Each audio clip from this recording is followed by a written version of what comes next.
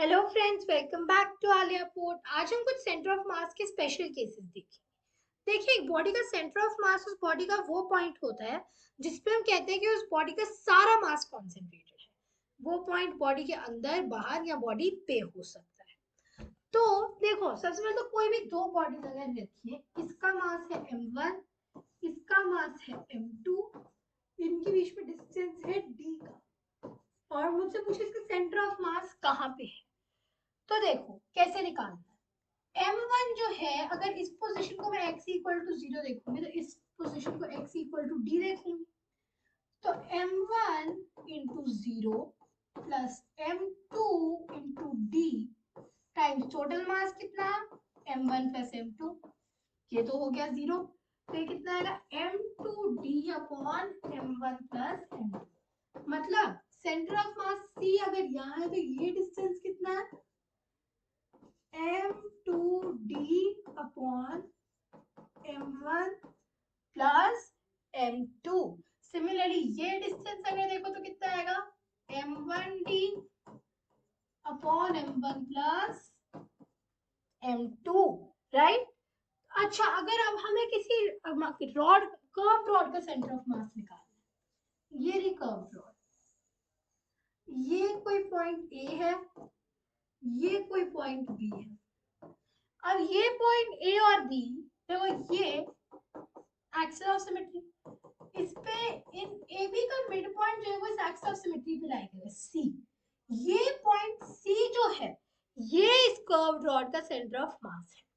अच्छा, अगर कोई भी सॉलिड सिमेट्रिकल चीज है, जिसका चीज से मान लो किसी स्क्वायर की बात हो रही है, कोई भी सिमेट्रिकल चीज, तो उसका ज्योमेट्रिकल सेंटर, स्क्वायर की बात हो रही है, ये डायगोनल्स जहां इंटरसेक्ट कर रहे हैं, मिड पॉइंट बिल्कुल सेंटर ऑफ स्क्वायर। तो किसी भी ज्योमेट्रिकल चीज के लिए, तो जिसमें यूनिफॉर्म मास डिस्ट्रीब्यूशन है थ्रू आउट, उसमें तो ज्योमेट्रिक मिड पॉइंट होगा, वही आपका सेंटर ऑफ मास होने वाला है। अच्छा, अब हम थोड़ी सी इंटरेस्टिंग चीज पे आते हैं, यूनिफॉर्म सर्कुलर रॉड।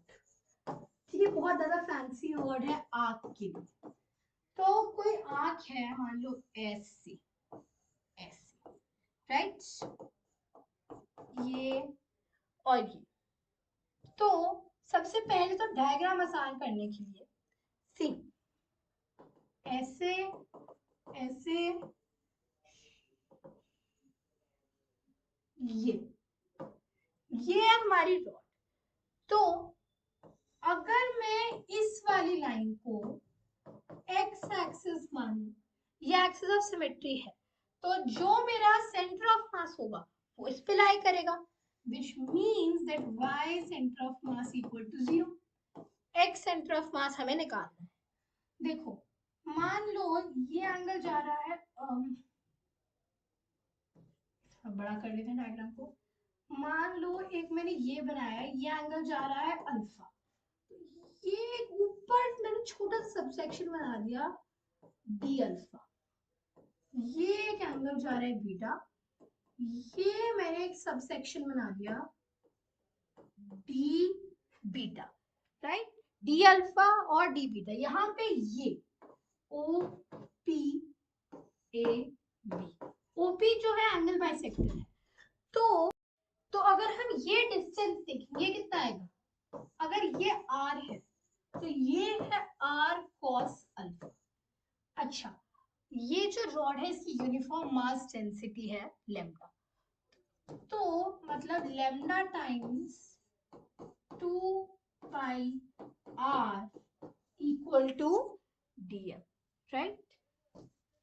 या फिर अगर हम इसे और ध्यान से लिखें, dm equal to 2 lambda r d alpha, right.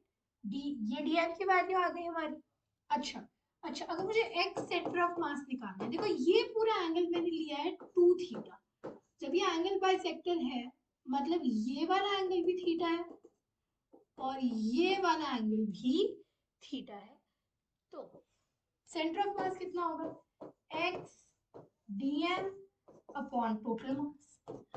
तो x की क्या वैल्यू है यहाँ पे, r cos अल्फा, dm की वैल्यू कितनी है 2πr d alpha upon total मास कितना आएगा पाई आर लैम्डा आर थीटा, तो लैम्डा लैम्डा कट जाएगा, आर आर कट जाएगा। यहाँ पे सब्स्टिट्यूट क्या करना है मुझे, थीटा से लेके माइनस थीटा। यहाँ पे जब मैं करूंगी तो क्या आएगा, आर कॉस थीटा का माइनस साइन थीटा, जब करूंगी तो r sine theta by theta. X centre of mass ये है, मतलब जो सेंटर ऑफ मास के कोऑर्डिनेट्स हैं r sine theta by theta comma 0। अगर हमारी कोई भी रॉड है जिस आर्क है कह सकते हैं, क्वाड्रेंट एक सर्कल का, उसका रेडियस आर है और उसमें जो एंगल बन रहा है, जरूरी नहीं है कि क्वाड्रेंट हो, कोई भी एंगल बन रहा है, उसका हाफ लो, साइन करो, इनटू आर करो और इसको डिवाइड करो। ये एंगल रेडियन में होना चाहिए पाई की टर्म। जिस 30 डिग्री है तो 30 यूज नहीं करेंगे, पाई बाय 6 यूज करेंगे। अच्छा, अगली चीज आती है uniform circular plate. Uniform circular plate, तो अगर एक यूनिफॉर्म सर्कुलर प्लेट बनी, ये एंगल कितना है, वंस अगेन 2 थीटा है, राइट। एनीवेज ये एंगल जो है 2 थीटा है। अब अगर इसमें से कोई भी एक पतली सी मैं स्ट्रिप पकड़ती हूँ, ये छोटी सी एक ले ली, कितना है ये छोटा सा है डी आर, तो डीएम क्या है, sigma times 2 r theta d r. इससे मेरा आएगा 2 sigma r theta d r. ठीक है, ये आई डीएम की वैल्यू, एक चीज तो याद है। दूसरी चीज है ये जो हमने एक छोटी सी आंख पकड़ी है, ऊपर वाले फॉर्मूले से इसका सेंटर ऑफ मास कहाँ है, r sine theta upon theta, right. अब इन दोनों से x centre of mass equal to x dm upon total mass, तो उससे हमारा आएगा r sine theta by theta times m, sorry 2 sigma r theta d r, right. और यहाँ पे वैल्यूज क्या क्या डालनी है हमें, यहाँ वैल्यूज चले, अच्छा यहाँ वैल्यूज कहाँ से कहाँ डलेंगी, आर से 0 अपॉन टोटल मास कितना है, सिग्मा आर थीटा स्क्वायर। देखो ये थीटा कट जाएगा, सिग्मा सिग्मा कट जाएगा और साथ में मेरा आर आर कट जाएगा। मेरा कितना बचेगा यहाँ पे, यहाँ आएगा 2 r sine theta by 3 theta. अगर कोई भी सर्कुलर प्लेट है, कोई भी अगर सर्कुलर प्लेट है हमारे पास जिसका एंगल 2 थीटा बन रहा है बीच में, तो उसका सेंटर ऑफ मास कहाँ लाया करेगा, 2 r sine theta by 3 theta comma 0, right. ये आ गए मेरे एक्स सेंटर ऑफ मास के coordinates, 2 r sine theta upon 3 theta comma 0, right. ये तो था किसी सर्कुलर प्लेट की। अगली चीज आती है कंपोजिट बॉडीज। कंपोजिट बॉडीज क्या होती है, अगर दो बॉडीज को मैं एक साथ कंबाइन कर दूं, जैसे मान लो एक सर्कल है और एक स्क्वायर है, एक सर्कल है और एक स्क्वायर है, ये दोनों मिलके कंपोजिट बॉडी बनाते हैं। सेम लेवल पे है ये, इवन जो डायग्राम शो नहीं कर रहा है, ये है एक्स एक्सिस, ये है as it is shown y axis. अगर ऐसा है तो देखो ये सेम है, ये सेम है, इसका कितना मास है, सिग्मा पाई आर स्क्वायर, इसका कितना मास है, सिग्मा आर स्क्वायर। देखो इसका जो सेंटर ऑफ मास आएगा ये आएगा आर कॉमा 0, इसका जो सेंटर ऑफ मास आएगा 3 आर कॉमा 0 आएगा, राइट। तो जो सेंटर ऑफ मास है, अगर इसका मास में m मानती हूँ तो इसका मास पाई m मानूंगी, तो r m pi plus 3 mr upon m plus pi, which is r times pi plus 3 upon pi plus 1, right? और yc m pi times 0 plus m times 0 upon m times 1 plus pi, which is 0. तो coordinates क्या है? r times pi plus 3 by pi plus 1 comma 0. ये है मेरे centre of mass के coordinates. किस चीज के लिए? किसी भी कंपोजिट बॉडी के लिए। कंपोजिट बॉडी में भी स्पेसिफिकली अभी हमने एग्जांपल देखा, जैसे एक सर्कल और स्क्वायर को हमने एक साथ ज्वाइन किया हुआ है। अच्छा, फिर एक चीज आती है चौथी, ट्रिंकेटेड बॉडीज।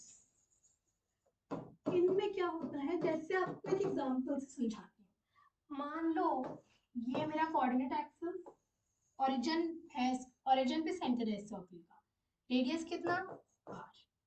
यहाँ से मैंने एक कैविटी निकाल दी। अब जो सर्कल बचा है ये शेडेड एरिया, ये वाला एरिया जो है, ये मेरा सर्कल है, ये मैंने कैविटी निकाल दी। देखो अब इस सर्कल का रेडियस कितना है? r/2। जब इस वाले का रेडियस कितना था? r। तो इस वाले का एरिया कितना है? πr²।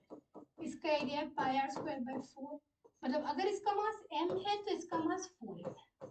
तो इसका सेंटर ऑफ मास कहाँ है? इसके सेंटर पे 4m मास है और सेंटर ऑफ मास 0,0। मास अगर m है, देखो y कोऑर्डिनेट तो 0 ही रहेगा, x कोऑर्डिनेट कितना है? ये पॉइंट, ये r है, तो इतना डिस्टेंस कितना? r/2।